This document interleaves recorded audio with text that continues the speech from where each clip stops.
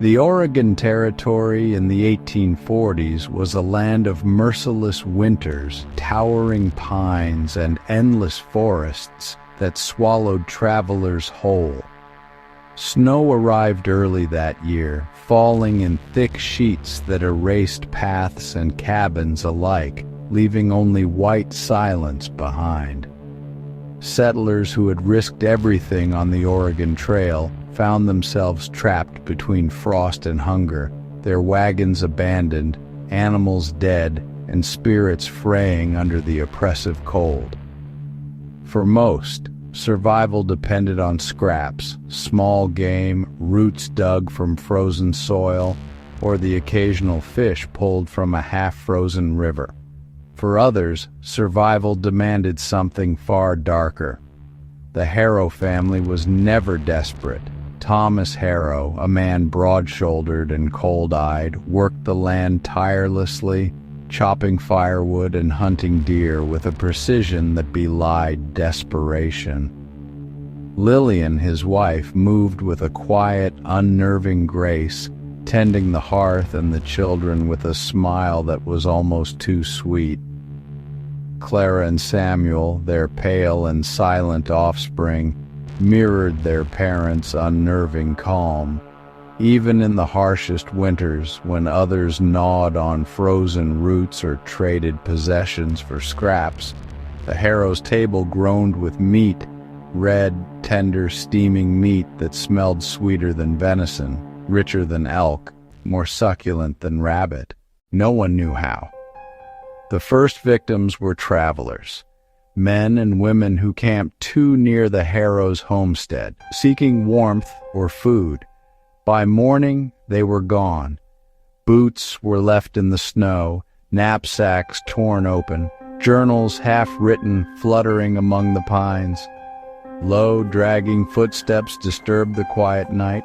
Muffled cries carried across the frozen forest. Horses shied away, dogs refused to approach. But the Harrows' cabin glowed warmly, firelight flickering against the glass, smoke curling into the sky. No one suspected that the hospitality it offered concealed a predator's precision. Inside the cabin, the fire never died. The smell of roasting meat clung to every corner. Lillian moved about the kitchen with deliberate care, slicing, seasoning, stirring, performing a ritual older than the snow itself. Thomas sharpened his knives in the corner, the scrape echoing like a warning. The children watched, learning. By the second winter, whispers of the Harrows carried through the scattered settlements. Families envied their abundance, the flush in the children's cheeks, the strength of Thomas's arms, and Clara's nimble fingers. Some whispered of the missing, neighbors, travelers, even children from nearby homesteads. But no one dared confront the family. Those who sampled their meat left with an uneasy satisfaction, as if part of themselves had been claimed along with the taste.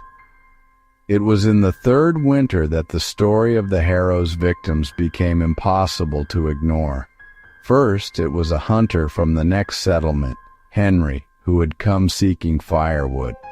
Neighbors found his empty tent and trampled snow, tracks ending abruptly by the Harrows' boundary. No one dared approach the cabin to ask questions. The following week, young Martha, the blacksmith's daughter, disappeared while gathering berries near the forest's edge.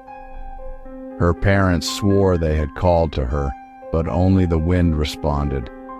And still, the Harrows' children never faltered. Their cheeks remained unnaturally pink, their eyes bright, their hands steady. The settlers' fear grew like a living thing. Mothers clutched their children at night, whispering prayers to whatever god they believed might listen. Fathers patrolled the forest edges, axes in hand, but dared not approach the Harrows' glowing windows. Rumors spread. The family was cursed. Others said they were blessed with unnatural cunning. stories told of soft laughter echoing through the trees, of fires that burned even in the coldest storms, and of shadows moving too deliberately in the forest, sometimes carrying shapes too human to ignore.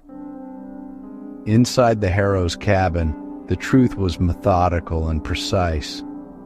Victims were never wasted.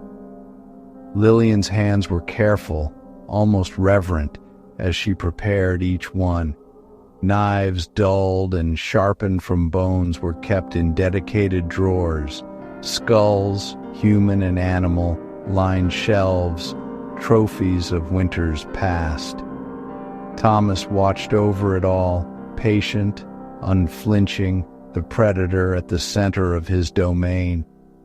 The family's rituals were exacting. Each act began with the offering of warmth and food. When travelers accepted, they were observed, assessed for usefulness, and allowed to sleep as if they were safe. At night, silence descended like a shroud. The harvesting was efficient. Clara and Samuel, silent apprentices, mimicked each movement, learning to slice, preserve, and prepare without hesitation. The fire in the hearth never died, the smell of roasting meat never left the air, and each victim became part of the family's survival, part of a lesson older than hunger itself. Victims were varied, each with their own quiet horror. A fur trader once wandered too close, seeking shelter from a blizzard. He was offered stew and bread, and he ate greedily. Never seeing the knives Thomas kept glinting under the firelight. A mother and her young son strayed from the trail. The Harrows smiled warmly as they offered them comfort, and by morning, neither returned. The family's own children watched, learning the ways of life and death in this frozen land. Over successive winters, the Harrows' domination of the forest grew. Other families abandoned their homesteads when storms blocked supply routes.